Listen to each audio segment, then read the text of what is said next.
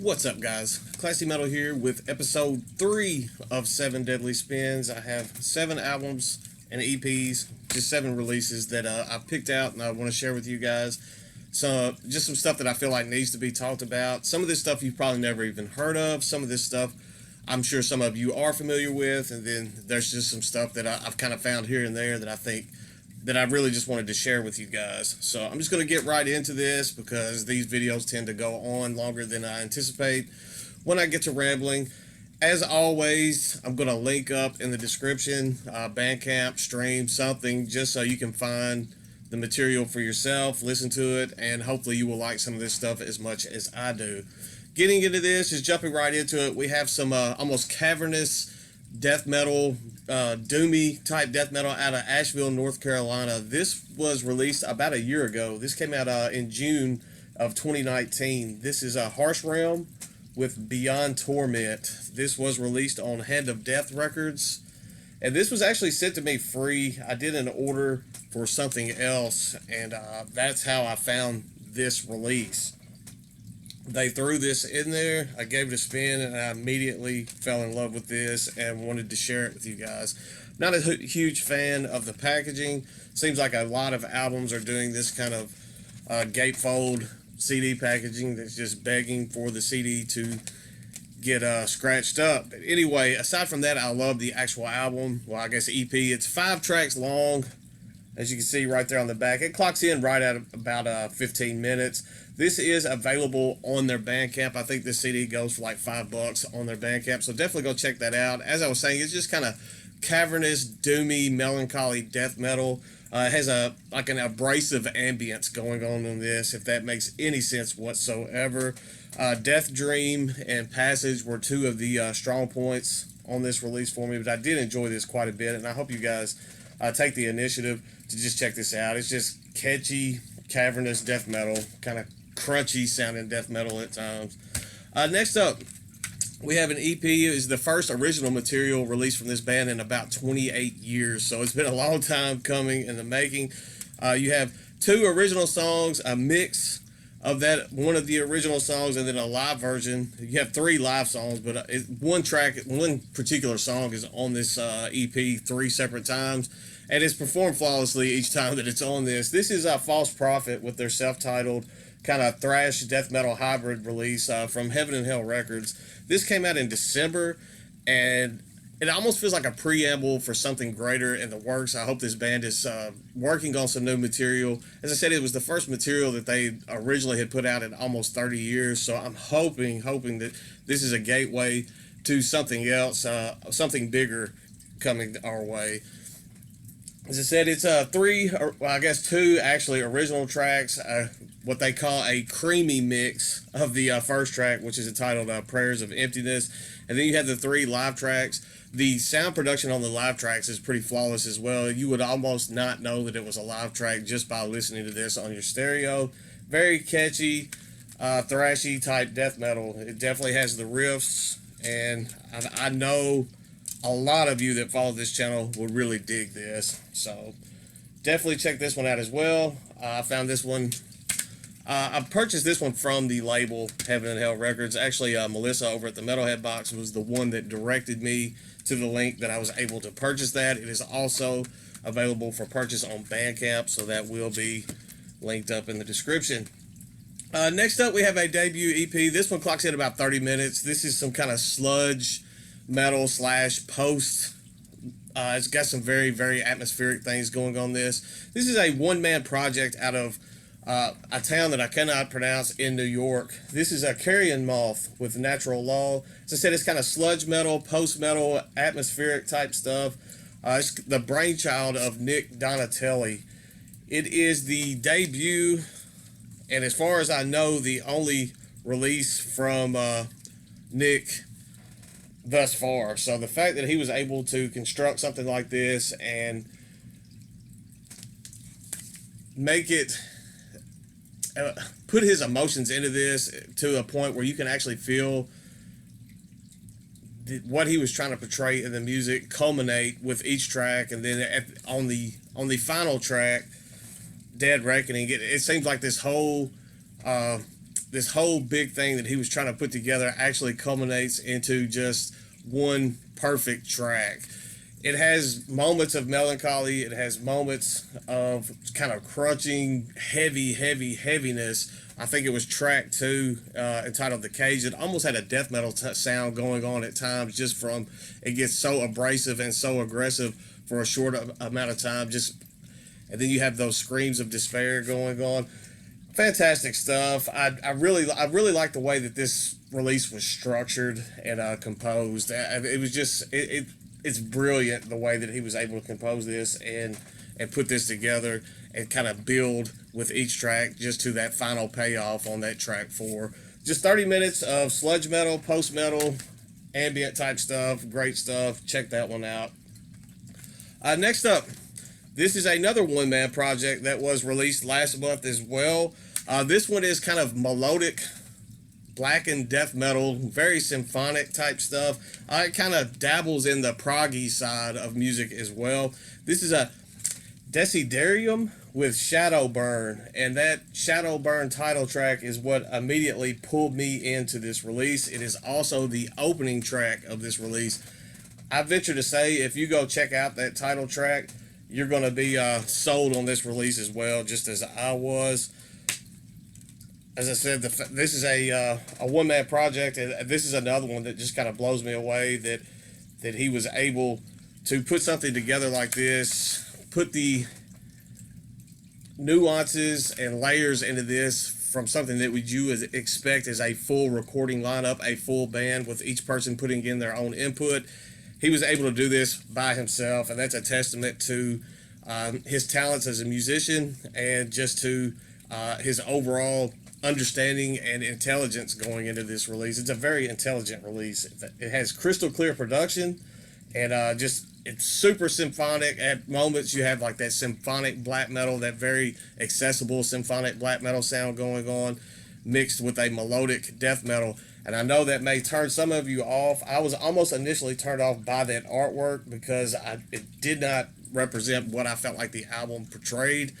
And once I actually gave it a shot and listened to that title track, Shadow Burn, I was immediately enamored and absolutely loved this release. I could very, very easily see this ending in my end of the year, album of the year list, somewhere within the top 10. It is that good. There's another track on here, I believe it's called Sage and Yearning. That's another very, very strong point of the album. You definitely need to check that one out as well. So definitely go check that out and let me know what you think. Next up, we have one that I was super excited about. This just came out on Transcending Records. I heard it hyped up quite a bit before it was actually released, and then I'm super stoked now to have it in my possession. This is Dismal Emirates with Tome 1. This is a debut full-length, about 50-something minutes long, from a melodic black metal outfit out of Chicago, Illinois. Transcending Records is homed in Chicago, so I'm assuming with it being a hometown band, it something that Mike was able to kind of hunt out and pursue right there from the comfort of his home. This is melodic, atmospheric, mournful black metal. It doesn't quite dip into the realm of depressive black metal. It has more of that atmospheric sound going on, more of that melodic sound going on. One thing that I really, really enjoy about this release is that each track stands out on its own. You are able to culminate each track. Each track has its own identity. Each track emotes its own feeling of almost isolationism. Something that tends to stand out for me in music as a whole. I kind of lean towards that kind of doomy, dark, mournful type, especially in the realms of metal. This right here is definitely in that sweet spot for me. There's so many layers of depth within each of these tracks and this album that as a whole, it demands your attention. It demands repeat listens. It makes you want to return to this because you're going to find something that you missed in your previous listens. Every time I've listened to this so far, I've found something new, and it's something enjoyable new. So definitely check this one out if you have not done so. I absolutely love the artwork that they chose for this. Very, very fitting for this release. I have my hats off to you, Mike, over at Transcending for putting this one out because it is a fantastic release. And once again, as I just said, I am stoked to have this one in my possession now. Next up is another one that I'm pretty excited to show you guys. This is almost a hometown band. They are from about an hour, about an hour and a half away from here. This is a band out of Memphis, Tennessee. This is Autolith with their debut full-length Caustic Light. This was also released on Hand of Death Records. This was the album that I purchased that the label sent the Harsh Realm Beyond Torment album with this. This was released back in March, and I read a review on this not too long ago that said that it described this album as sonic portals of cosmic filth, and that works pretty well just for what this album is able to portray. I guess it's sludge metal, doom metal, death metal, and crust all blended into one, and I know that may be off-putting, just all of those elements, because they seem to pull, they're kind of opposite ends of the heavy spectrum.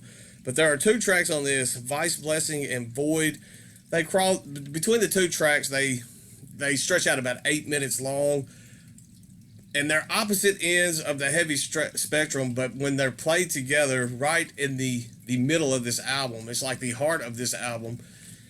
It's able to blend those two polarizing tracks together in a way that just creates this heavy, suffocating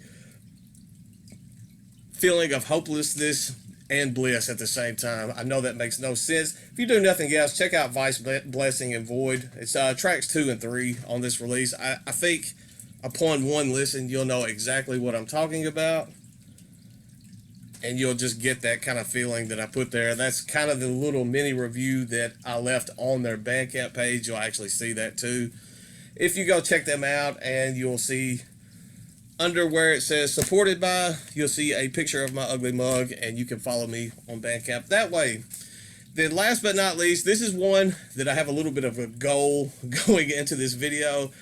Some of you may just turn this off once I say the word deathcore, because I know that's kind of a 4-letter word within the YouTuber metal community, and just within metal collecting and just level. I know that word deathcore is shunned sometimes, and I don't think that some of these deathcore bands get the recognition that they deserve, because there's some talented people within the genre of deathcore out there that are overlooked sometimes, or just kind of passed by this elitist mentality that some people carry. And this is a band that you definitely need to keep your eyes on. This is a band called Sacrificing Ellen with their debut entitled The Deliverance. This is a band that's out of kind of dual homed out of St. Louis, Missouri and Fort Stockton, Texas. Has a very, very blackened deathcore sound. And don't let that idea of deathcore push you away from this release. They tend to delve more into almost a slam territory at times, and then just a straight up traditional death metal sound at times.